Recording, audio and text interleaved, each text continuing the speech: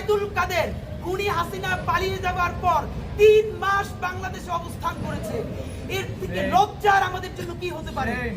স্বরাষ্ট্রমন্ত্রীকে সাংবাদিকরা যখন বলছেন তিনি 3 মাস ছিলেন, স্বরাষ্ট্রমন্ত্রী বলছে এটা আপনারা আমাদেরকে আগে জানান নাই কেন?